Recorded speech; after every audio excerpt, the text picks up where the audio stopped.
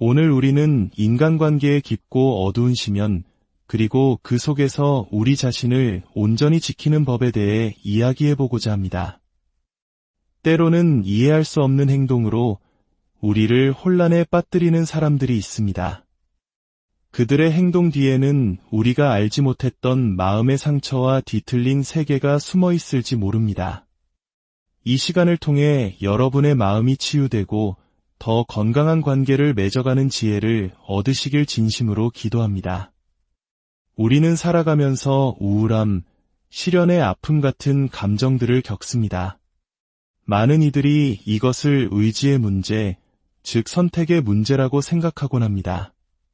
하지만 때로는 우리 의지와 상관없이 뇌 속의 화학적 불균형으로 인해 고통받는 사람들이 있습니다. 오늘은 그 중에서도 특히 복잡하고 깊은 상처를 지닌 두 가지 성격장애, 바로 경계선 성격장애와 자기애성 성격장애에 대해 깊이 들여다보겠습니다. 먼저 경계선 성격장애의 가장 깊은 뿌리에는 영혼 깊숙한 곳에서부터 시작되는 버림받음에 대한 극심한 공포가 자리 잡고 있습니다. 이 두려움은 너무나도 강력해서 사소한 일에도 극단적인 감정의 변화를 일으킵니다. 예를 들어 연인이 사랑해라는 말을 깜빡 잊었다는 이유만으로 그들은 상대가 자신을 떠날 것이라는 공포에 휩싸입니다. 그리고 그 공포는 분노라는 형태로 폭발합니다. 당신이 어떻게 나한테 이럴 수 있어? 라며 상대를 공격하지만 그 이면에는 제발 나를 떠나지 말아줘 라는 처절한 외침이 숨어 있는 것이죠.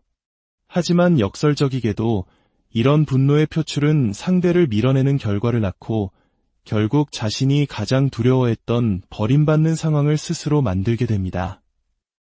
이것이 바로 경계선 성격장애가 가진 비극적이고 고통스러운 악순환의 고리입니다. 이들의 감정은 마치 채찍질처럼 빠르고 격렬하게 변합니다. 단 한 시간, 아니 59분 안에도 기쁨, 슬픔, 공포, 분노를 오가는 감정의 롤러코스터를 경험합니다. 당하는 사람 입장에서는 단지 사랑한다는 말을 잊었을 뿐인데 도대체 뭐가 문제지?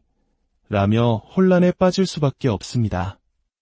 만약 당신이나 주변 사람이 이런 극심한 감정의 기복을 겪고 있다면 반드시 전문가의 도움을 구해야 합니다. 이것은 의지의 문제가 아닌 도움이 필요한 마음의 질병이기 때문입니다. 반면 자기애성 성격장애는 경계선 성격장애와는 그 결이 완전히 다릅니다. 경계선 성격장애를 가진 사람들은 자신의 행동 후에 극심한 후회와 죄책감을 느끼는 경우가 많습니다. 내가 왜 그랬을까? 정말 미안해라며 사과하지만 곧다시 불안의 소용돌이에 휘말립니다.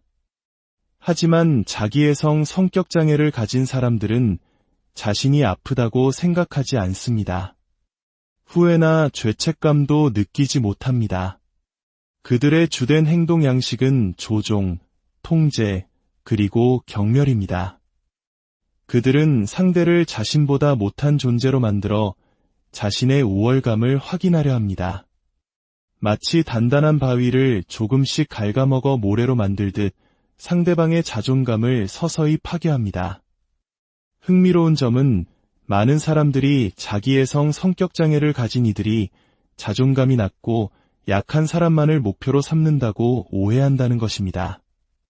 하지만 사실은 정반대입니다. 그들에게 약한 사람은 아무런 도전 의식을 주지 못합니다. 그들은 오히려 가장 자존감이 높고 자신을 사랑하며 스스로의 가치를 아는 사람에게 끌립니다. 왜냐하면 그런 강한 사람을 무너뜨렸을 때 얻는 쾌감과 통제력이 그들에게는 무엇보다 중요하기 때문입니다. 그들은 자신들이 무슨 짓을 하고 있는지조차 인지하지 못합니다. 이것은 타고난 기질에 가깝습니다. 저는 자기애성 성격장애를 가진 사람이 변하는 것을 거의 보지 못했습니다.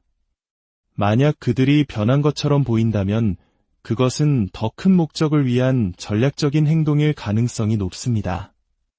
우리 모두에게는 어느 정도의 자기애적 성향이 있습니다. 성공하기 위해서는 자신을 중요하게 여기고 때로는 비현실적인 믿음을 가질 필요도 있습니다.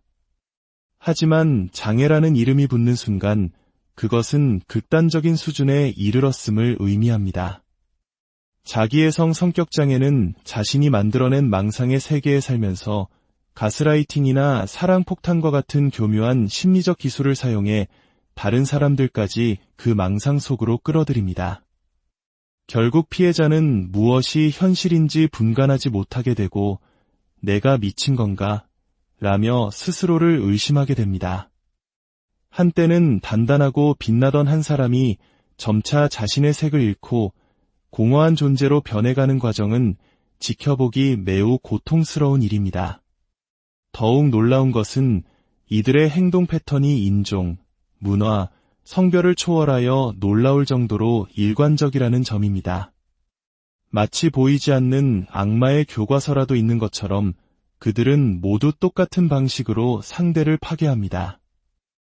이는 아마도 뇌의 특정 회로가 비슷한 방식으로 작동하기 때문일 것입니다.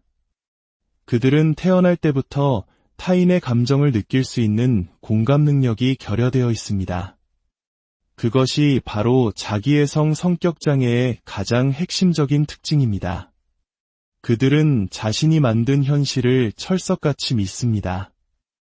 예를 들어 투명한 물이 담긴 컵을 가리키며 이건 분홍색 주스야 라고 주장한다고 상상해 보십시오.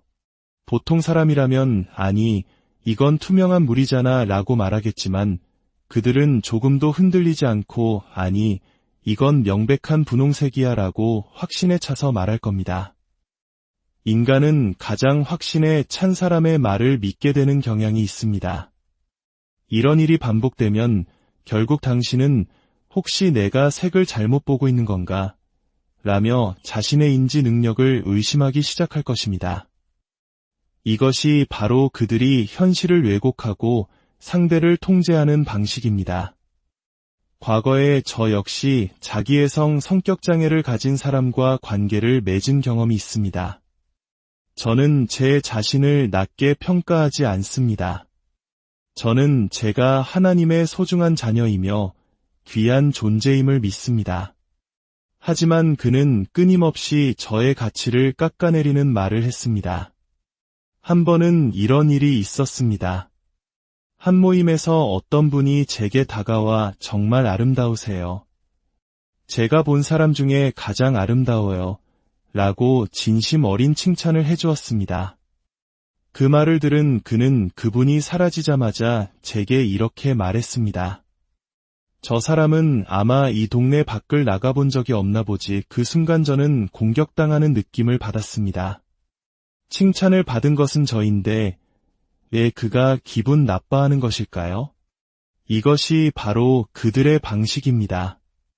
상대가 빛나는 것을 견디지 못하고 어떻게든 그 빛을 꺼뜨려야 직성이 풀리는 것입니다. 이런 미세하고 교묘한 공격들이 쌓이고 쌓여 결국 한 사람의 영혼을 잠식하게 됩니다. 우리 한국 사회에서는 정의라는 끈끈한 유대감을 매우 중요하게 생각합니다. 하지만 경계선 성격장애를 가진 이들에게 이 정은 때로 버려질지 모른다는 극심한 공포의 또 다른 이름이 되기도 합니다. 또한 체면을 중시하는 문화 속에서 자기애성 성격장애를 가진 이들의 교묘한 정신적 학대는 겉으로 잘 드러나지 않아 피해자가 도움을 청하기 더욱 어려운 환경이 되기도 합니다.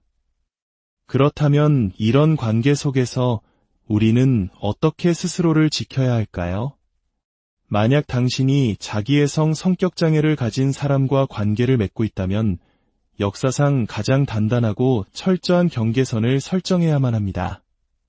그들은 경계선을 증오합니다. 당신이 단호하게 선을 그으면 그들은 당신을 포기하고 다른 먹잇감을 찾아 떠날 것입니다. 그것이 당신에게는 가장 좋은 결과입니다. 이러한 성격장애는 유전적 요인, 태아기 환경, 그리고 여러 세대에 걸쳐 내려오는 정신적 외상과 깊은 관련이 있을 수 있습니다. 과학적으로 후성 유전학에서는 트라우마가 최대 15세대까지 영향을 미칠 수 있다고 말합니다. 우리 민족이 겪었던 수많은 고난과 상처를 생각하면 그 아픔이 우리 안에 여전히 흐르고 있을지도 모릅니다.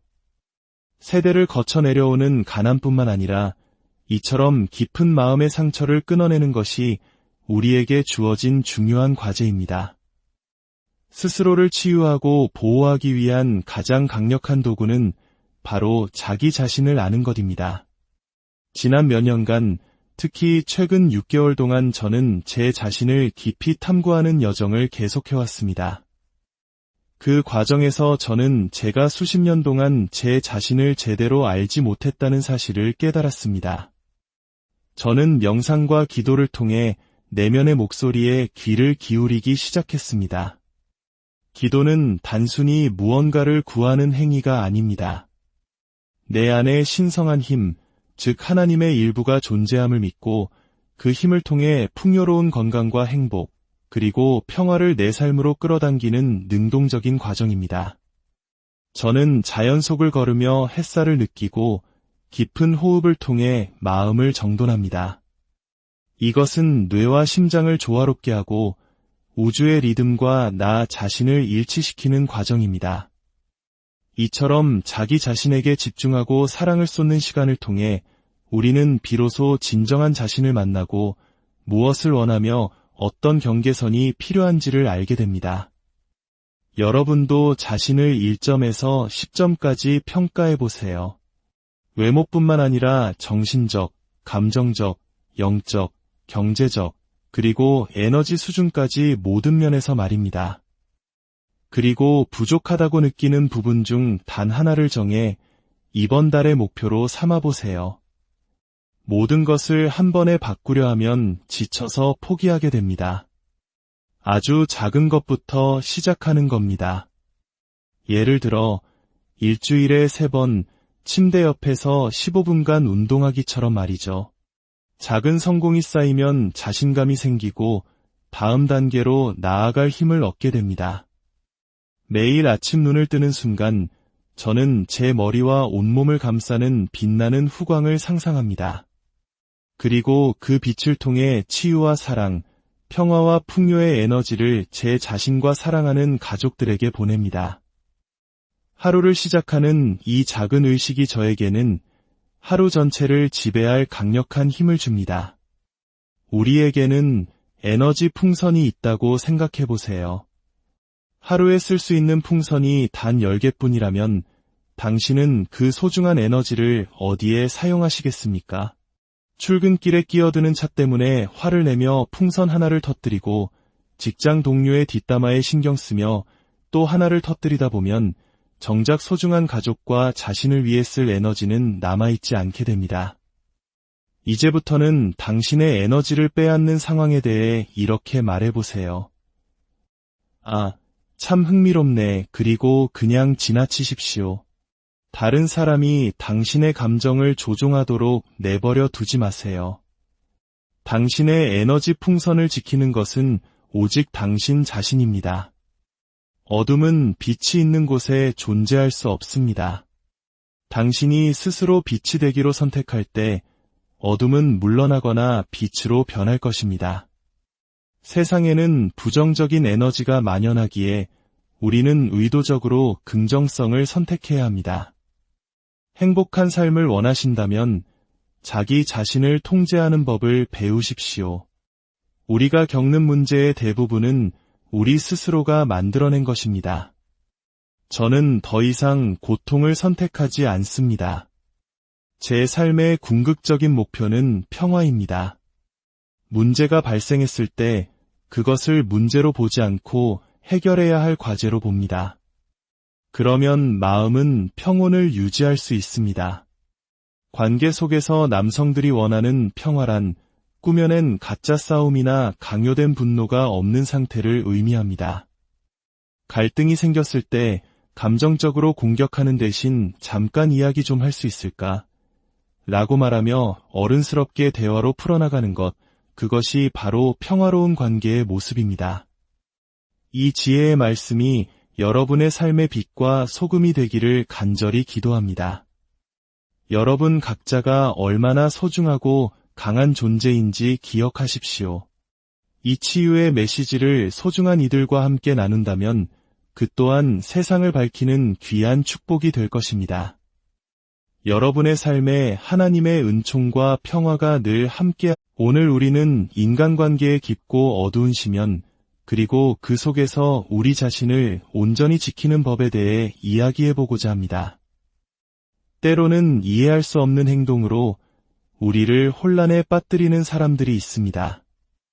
그들의 행동 뒤에는 우리가 알지 못했던 마음의 상처와 뒤틀린 세계가 숨어 있을지 모릅니다.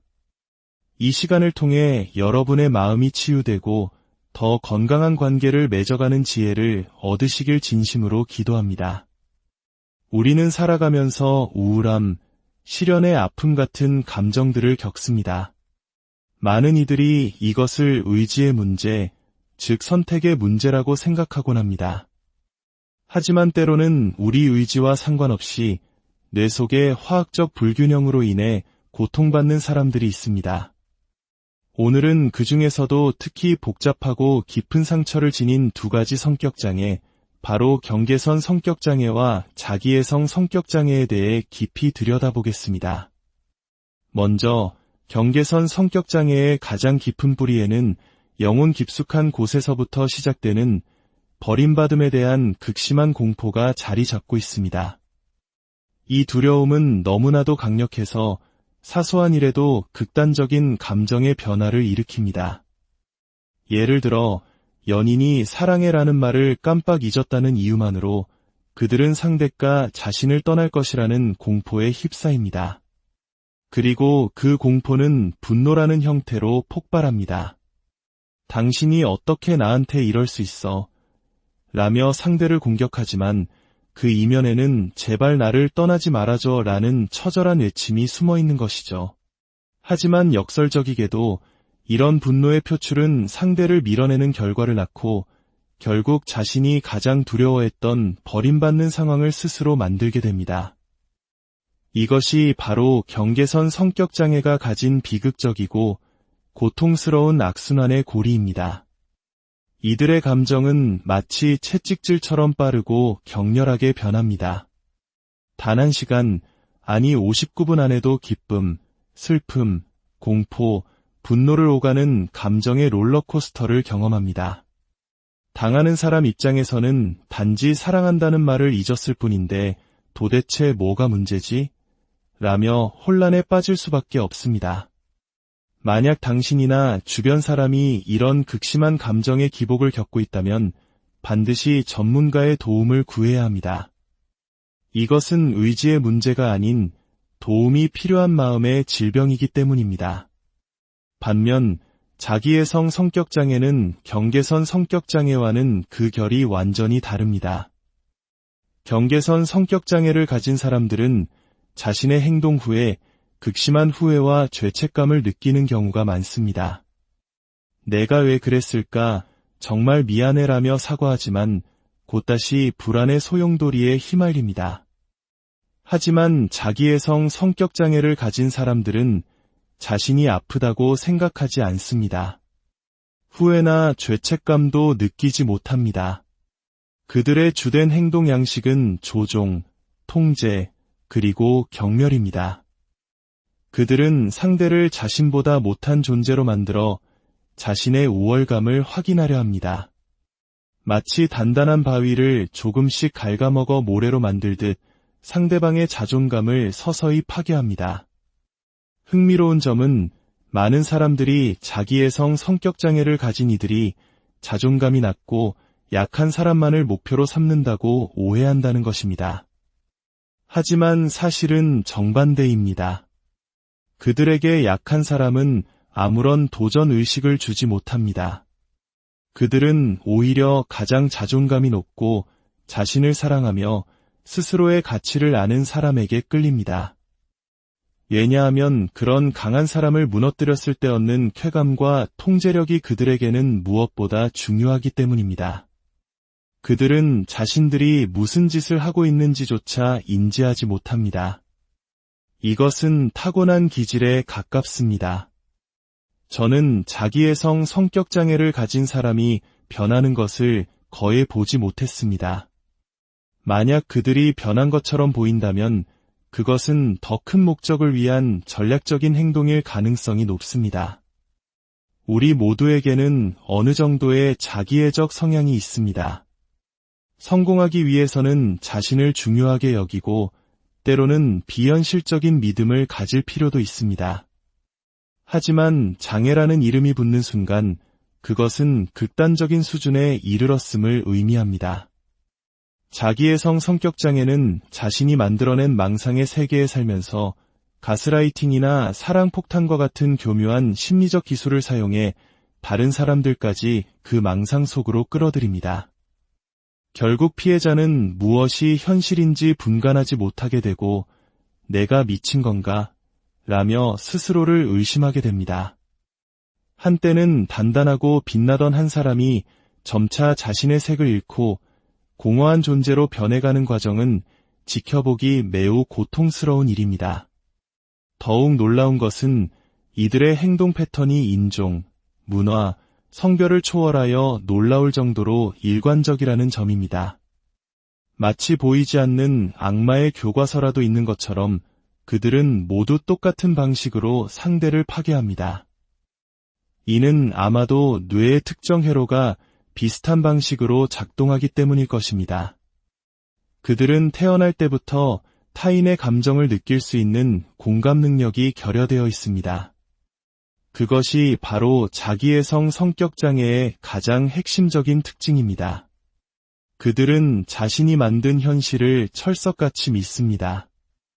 예를 들어 투명한 물이 담긴 컵을 가리키며 이건 분홍색 주스야 라고 주장한다고 상상해 보십시오. 보통 사람이라면 아니, 이건 투명한 물이잖아 라고 말하겠지만 그들은 조금도 흔들리지 않고 아니, 이건 명백한 분홍색이야 라고 확신에 차서 말할 겁니다. 인간은 가장 확신에 찬 사람의 말을 믿게 되는 경향이 있습니다. 이런 일이 반복되면 결국 당신은 혹시 내가 색을 잘못 보고 있는 건가? 라며 자신의 인지 능력을 의심하기 시작할 것입니다. 이것이 바로 그들이 현실을 왜곡하고 상대를 통제하는 방식입니다.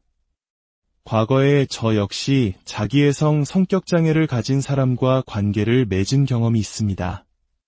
저는 제 자신을 낮게 평가하지 않습니다. 저는 제가 하나님의 소중한 자녀이며 귀한 존재임을 믿습니다. 하지만 그는 끊임없이 저의 가치를 깎아내리는 말을 했습니다. 한 번은 이런 일이 있었습니다. 한 모임에서 어떤 분이 제게 다가와 정말 아름다우세요. 제가 본 사람 중에 가장 아름다워요. 라고 진심 어린 칭찬을 해주었습니다. 그 말을 들은 그는 그분이 사라지자마자 제게 이렇게 말했습니다. 저 사람은 아마 이 동네 밖을 나가본 적이 없나 보지. 그 순간 저는 공격당하는 느낌을 받았습니다. 칭찬을 받은 것은 저인데 왜 그가 기분 나빠하는 것일까요? 이것이 바로 그들의 방식입니다. 상대가 빛나는 것을 견디지 못하고 어떻게든 그 빛을 꺼뜨려야 직성이 풀리는 것입니다. 이런 미세하고 교묘한 공격들이 쌓이고 쌓여 결국 한 사람의 영혼을 잠식하게 됩니다. 우리 한국 사회에서는 정의라는 끈끈한 유대감을 매우 중요하게 생각합니다. 하지만 경계선 성격장애를 가진 이들에게 이 정은 때로 버려질지 모른다는 극심한 공포의 또 다른 이름이 되기도 합니다. 또한 체면을 중시하는 문화 속에서 자기애성 성격장애를 가진 이들의 교묘한 정신적 학대는 겉으로 잘 드러나지 않아 피해자가 도움을 청하기 더욱 어려운 환경이 되기도 합니다. 그렇다면 이런 관계 속에서 우리는 어떻게 스스로를 지켜야 할까요?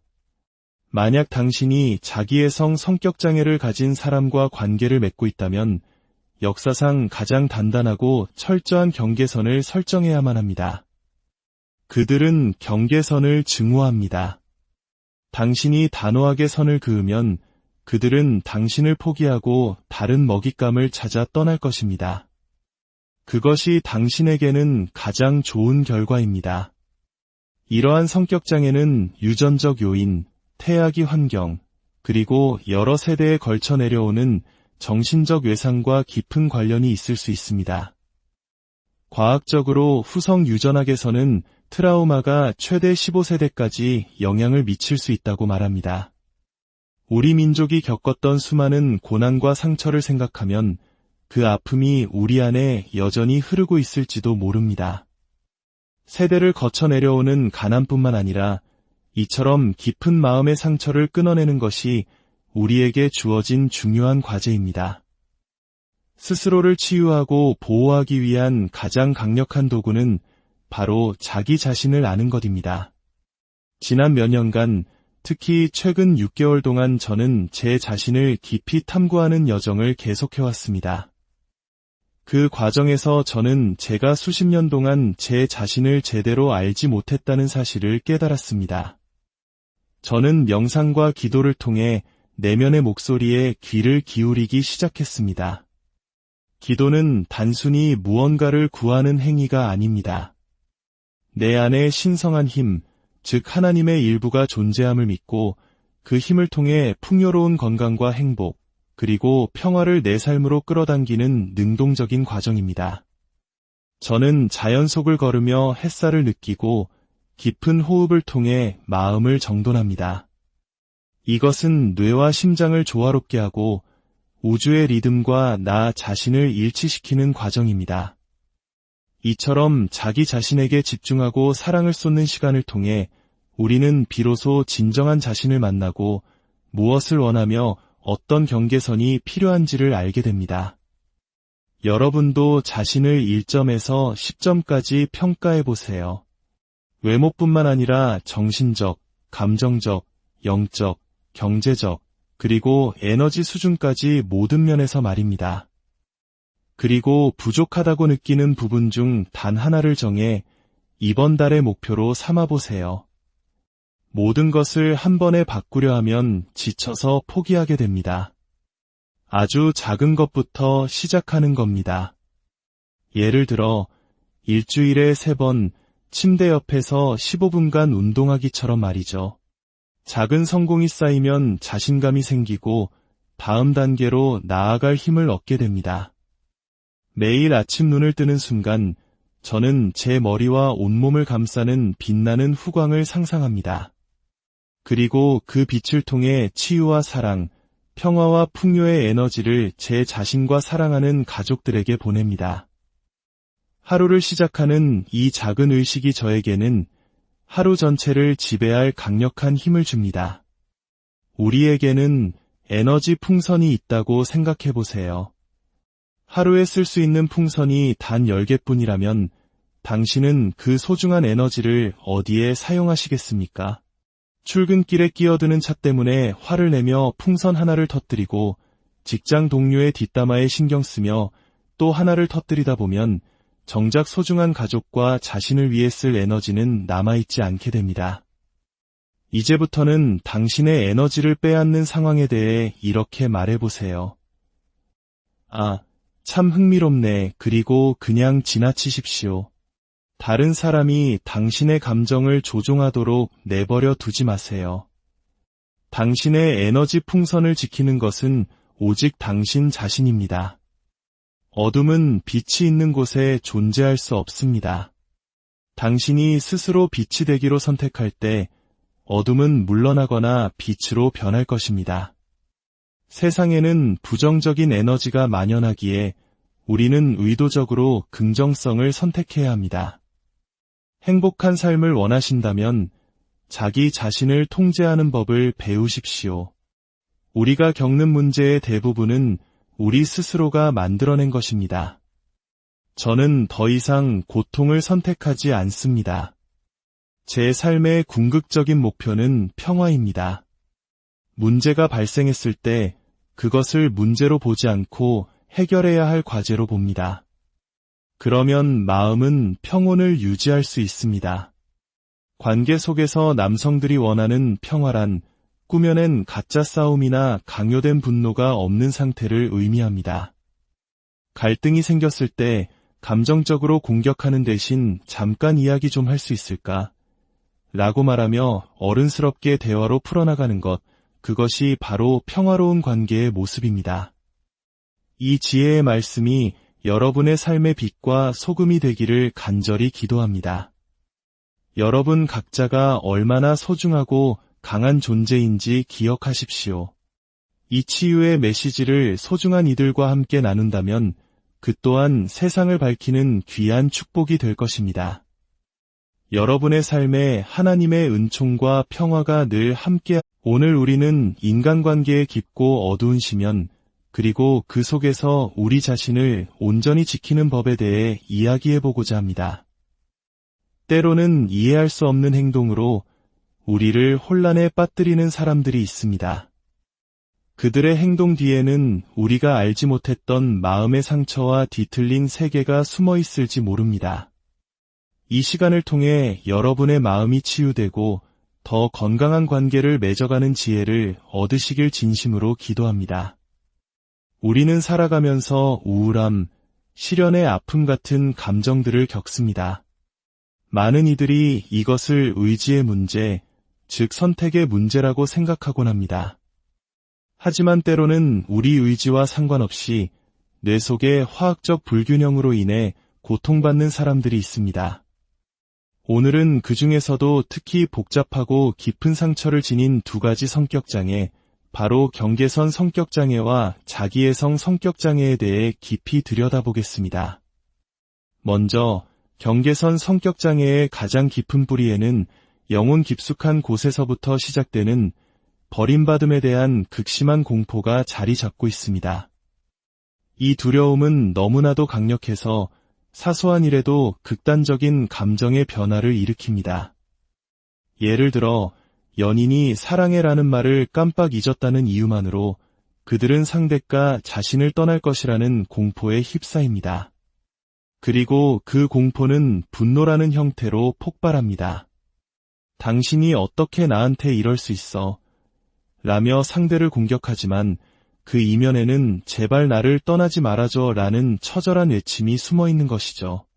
하지만 역설적이게도 이런 분노의 표출은 상대를 밀어내는 결과를 낳고 결국 자신이 가장 두려워했던 버림받는 상황을 스스로 만들게 됩니다.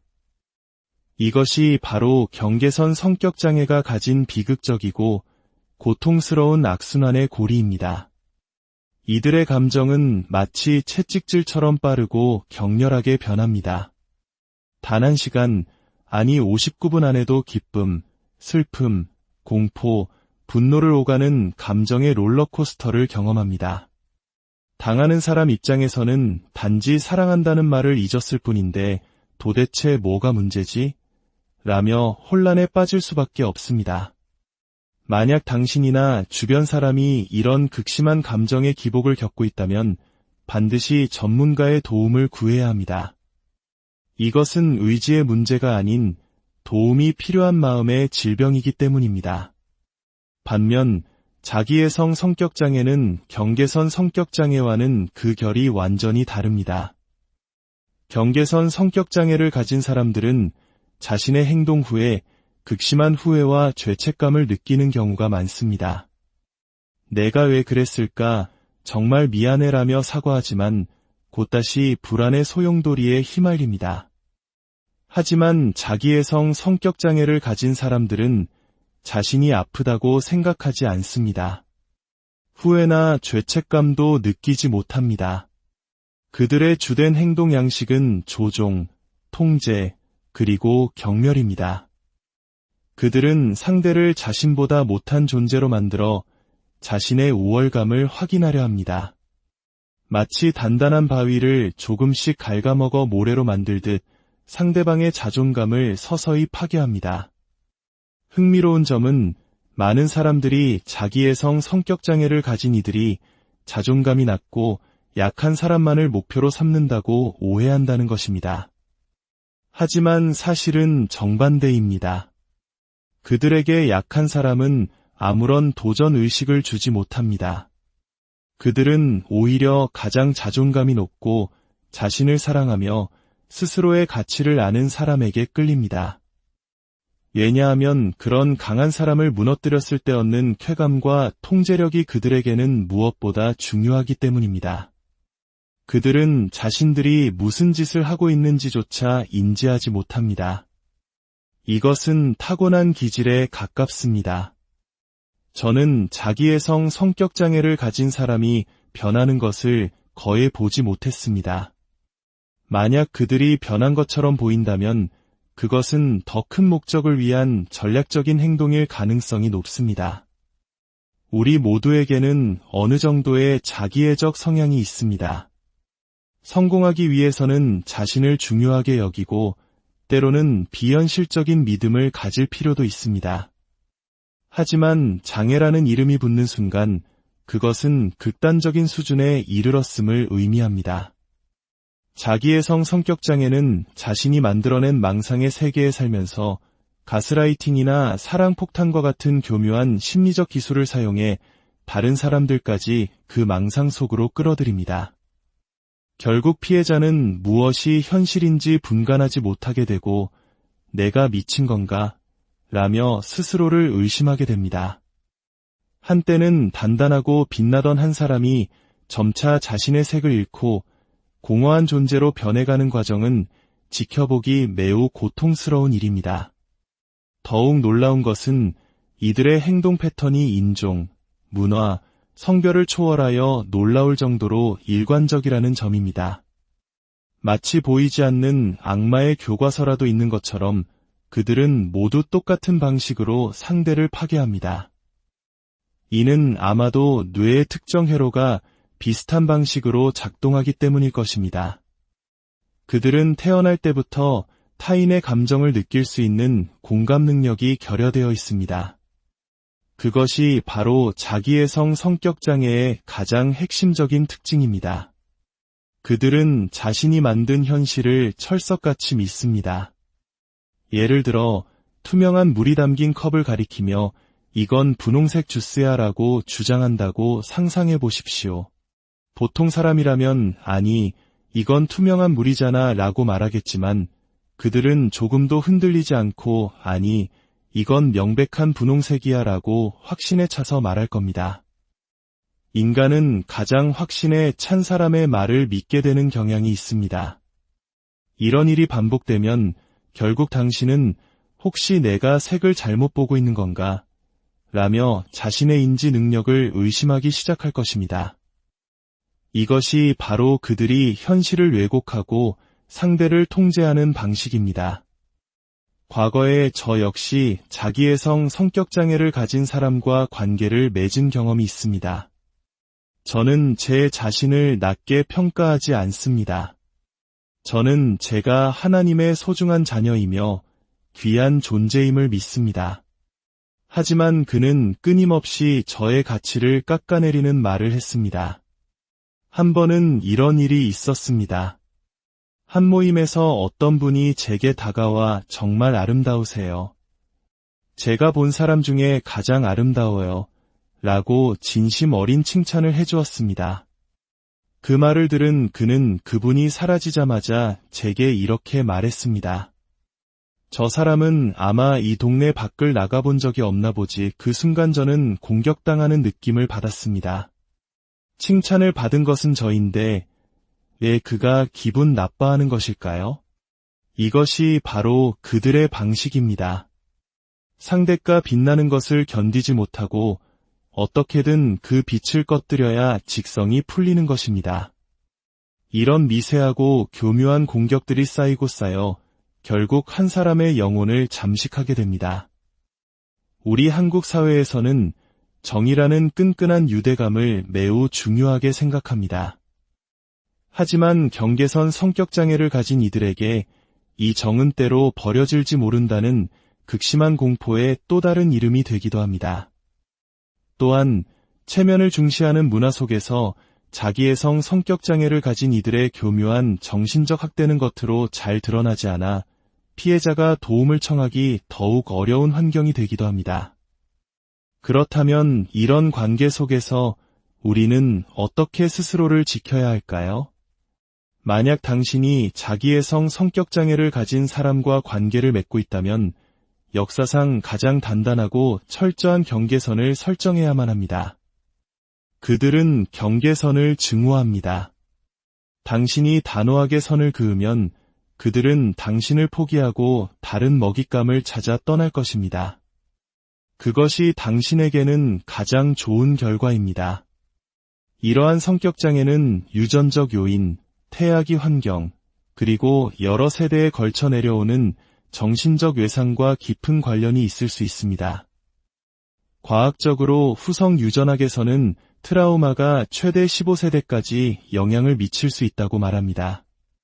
우리 민족이 겪었던 수많은 고난과 상처를 생각하면 그 아픔이 우리 안에 여전히 흐르고 있을지도 모릅니다. 세대를 거쳐 내려오는 가난뿐만 아니라 이처럼 깊은 마음의 상처를 끊어내는 것이 우리에게 주어진 중요한 과제입니다. 스스로를 치유하고 보호하기 위한 가장 강력한 도구는 바로 자기 자신을 아는 것입니다.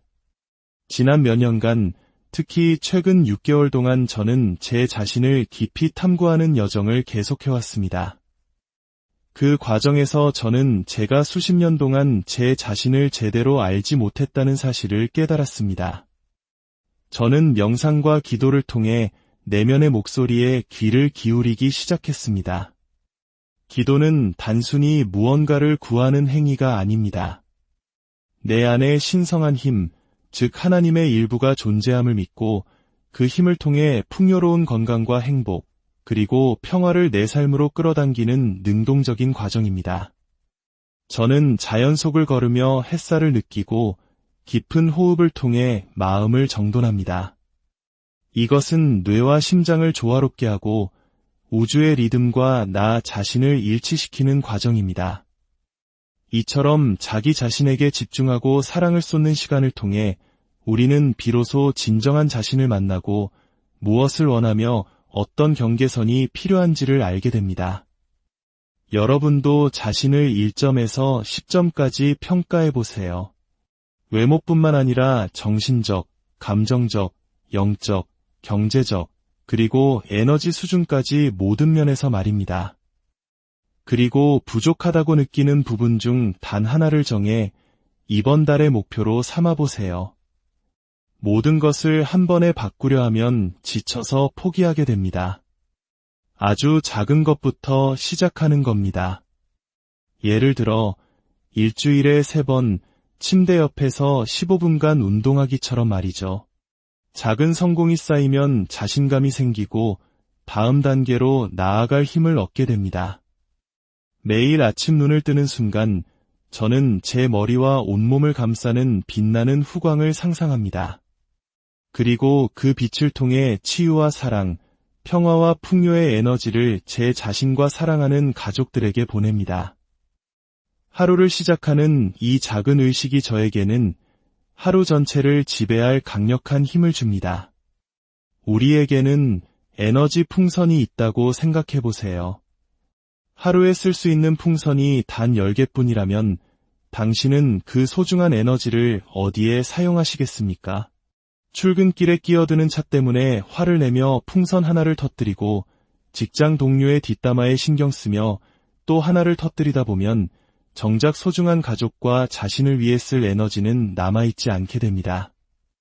이제부터는 당신의 에너지를 빼앗는 상황에 대해 이렇게 말해보세요. 아, 참 흥미롭네. 그리고 그냥 지나치십시오. 다른 사람이 당신의 감정을 조종하도록 내버려 두지 마세요. 당신의 에너지 풍선을 지키는 것은 오직 당신 자신입니다. 어둠은 빛이 있는 곳에 존재할 수 없습니다. 당신이 스스로 빛이 되기로 선택할 때 어둠은 물러나거나 빛으로 변할 것입니다.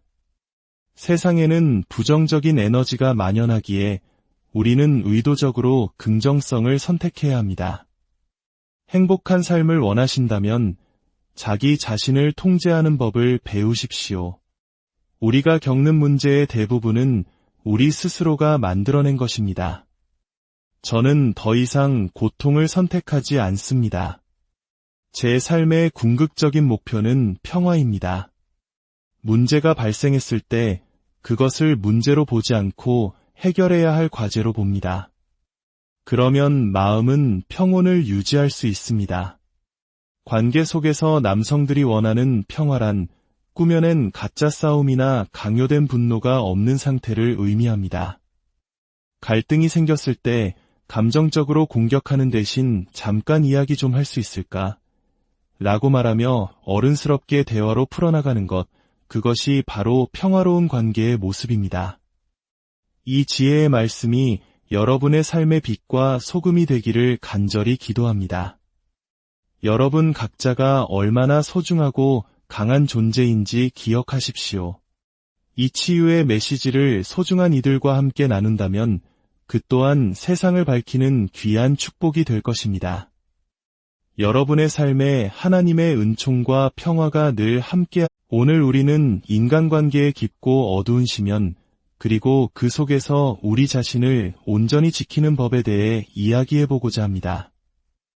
때로는 이해할 수 없는 행동으로 우리를 혼란에 빠뜨리는 사람들이 있습니다. 그들의 행동 뒤에는 우리가 알지 못했던 마음의 상처와 뒤틀린 세계가 숨어 있을지 모릅니다. 이 시간을 통해 여러분의 마음이 치유되고 더 건강한 관계를 맺어가는 지혜를 얻으시길 진심으로 기도합니다.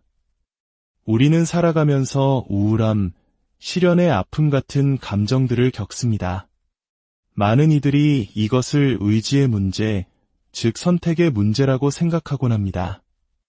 하지만 때로는 우리 의지와 상관없이 뇌 속의 화학적 불균형으로 인해 고통받는 사람들이 있습니다.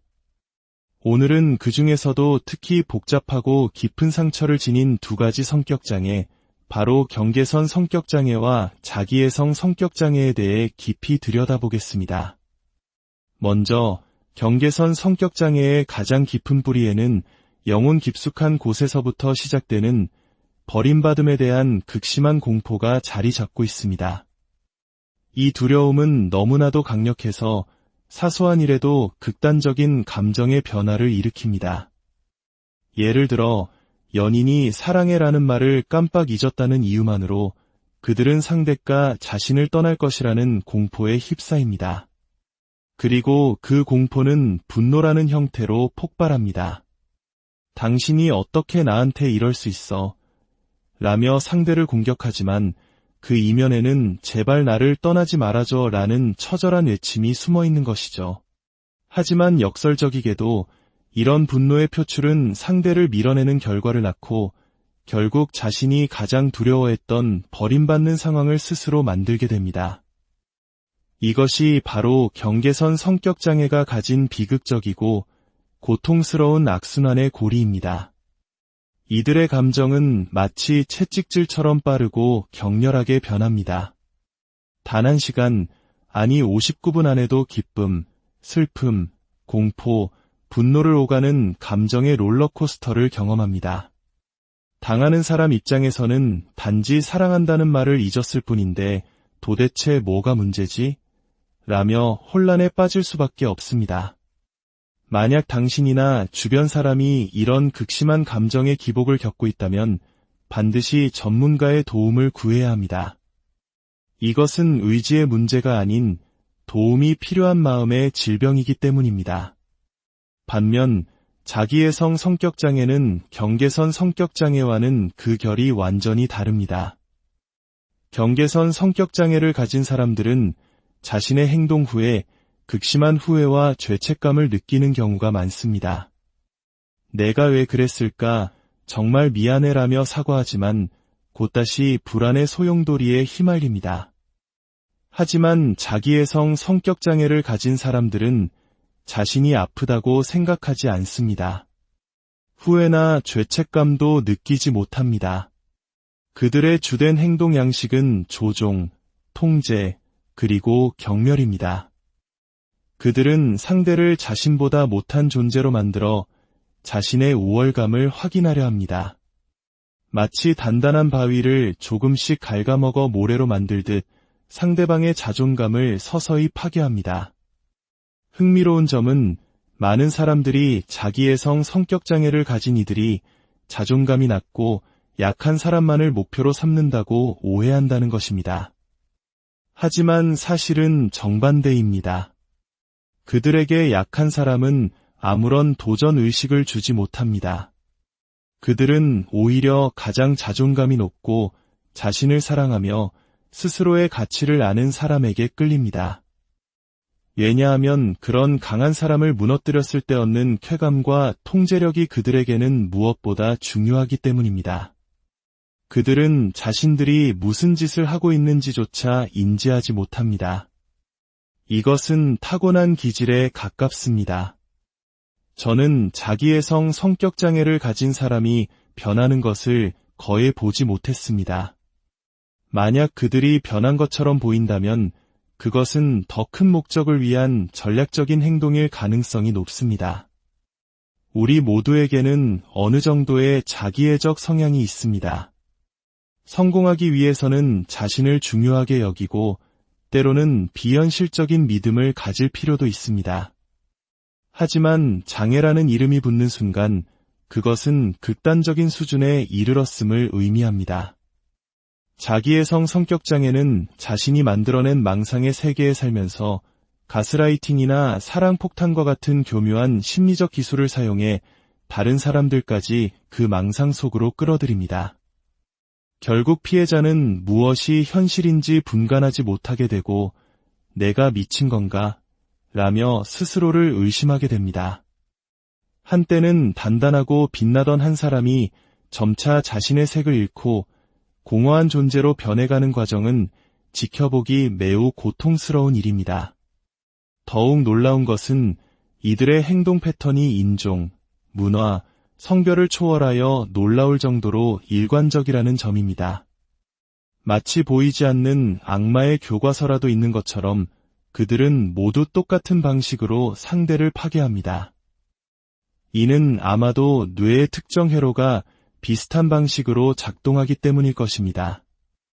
그들은 태어날 때부터 타인의 감정을 느낄 수 있는 공감 능력이 결여되어 있습니다. 그것이 바로 자기애성 성격장애의 가장 핵심적인 특징입니다. 그들은 자신이 만든 현실을 철석같이 믿습니다. 예를 들어 투명한 물이 담긴 컵을 가리키며 이건 분홍색 주스야 라고 주장한다고 상상해 보십시오.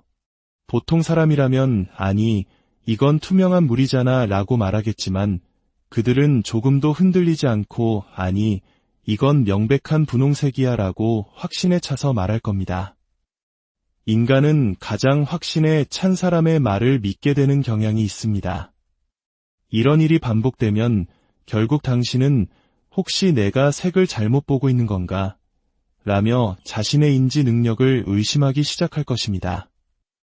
이것이 바로 그들이 현실을 왜곡하고 상대를 통제하는 방식입니다. 과거에 저 역시 자기애성 성격장애를 가진 사람과 관계를 맺은 경험이 있습니다. 저는 제 자신을 낮게 평가하지 않습니다. 저는 제가 하나님의 소중한 자녀이며 귀한 존재임을 믿습니다. 하지만 그는 끊임없이 저의 가치를 깎아내리는 말을 했습니다. 한 번은 이런 일이 있었습니다. 한 모임에서 어떤 분이 제게 다가와 정말 아름다우세요. 제가 본 사람 중에 가장 아름다워요. 라고 진심 어린 칭찬을 해주었습니다. 그 말을 들은 그는 그분이 사라지자마자 제게 이렇게 말했습니다. 저 사람은 아마 이 동네 밖을 나가본 적이 없나 보지. 그 순간 저는 공격당하는 느낌을 받았습니다. 칭찬을 받은 것은 저인데 왜 그가 기분 나빠하는 것일까요? 이것이 바로 그들의 방식입니다. 상대가 빛나는 것을 견디지 못하고 어떻게든 그 빛을 꺼뜨려야 직성이 풀리는 것입니다. 이런 미세하고 교묘한 공격들이 쌓이고 쌓여 결국 한 사람의 영혼을 잠식하게 됩니다. 우리 한국 사회에서는 정이라는 끈끈한 유대감을 매우 중요하게 생각합니다. 하지만 경계선 성격장애를 가진 이들에게 이 정은 때로 버려질지 모른다는 극심한 공포의 또 다른 이름이 되기도 합니다. 또한 체면을 중시하는 문화 속에서 자기애성 성격장애를 가진 이들의 교묘한 정신적 학대는 겉으로 잘 드러나지 않아 피해자가 도움을 청하기 더욱 어려운 환경이 되기도 합니다. 그렇다면 이런 관계 속에서 우리는 어떻게 스스로를 지켜야 할까요? 만약 당신이 자기애성 성격장애를 가진 사람과 관계를 맺고 있다면 역사상 가장 단단하고 철저한 경계선을 설정해야만 합니다. 그들은 경계선을 증오합니다. 당신이 단호하게 선을 그으면 그들은 당신을 포기하고 다른 먹잇감을 찾아 떠날 것입니다. 그것이 당신에게는 가장 좋은 결과입니다. 이러한 성격장애는 유전적 요인, 태아기 환경, 그리고 여러 세대에 걸쳐 내려오는 정신적 외상과 깊은 관련이 있을 수 있습니다. 과학적으로 후성 유전학에서는 트라우마가 최대 15세대까지 영향을 미칠 수 있다고 말합니다. 우리 민족이 겪었던 수많은 고난과 상처를 생각하면 그 아픔이 우리 안에 여전히 흐르고 있을지도 모릅니다. 세대를 거쳐 내려오는 가난뿐만 아니라 이처럼 깊은 마음의 상처를 끊어내는 것이 우리에게 주어진 중요한 과제입니다. 스스로를 치유하고 보호하기 위한 가장 강력한 도구는 바로 자기 자신을 아는 것입니다. 지난 몇 년간, 특히 최근 6개월 동안 저는 제 자신을 깊이 탐구하는 여정을 계속해왔습니다. 그 과정에서 저는 제가 수십 년 동안 제 자신을 제대로 알지 못했다는 사실을 깨달았습니다. 저는 명상과 기도를 통해 내면의 목소리에 귀를 기울이기 시작했습니다. 기도는 단순히 무언가를 구하는 행위가 아닙니다. 내 안에 신성한 힘, 즉 하나님의 일부가 존재함을 믿고 그 힘을 통해 풍요로운 건강과 행복, 그리고 평화를 내 삶으로 끌어당기는 능동적인 과정입니다. 저는 자연 속을 걸으며 햇살을 느끼고 깊은 호흡을 통해 마음을 정돈합니다. 이것은 뇌와 심장을 조화롭게 하고 우주의 리듬과 나 자신을 일치시키는 과정입니다.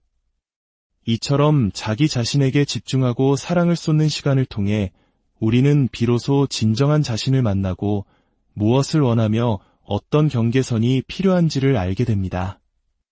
여러분도 자신을 1점에서 10점까지 평가해 보세요. 외모뿐만 아니라 정신적, 감정적, 영적, 경제적, 그리고 에너지 수준까지 모든 면에서 말입니다.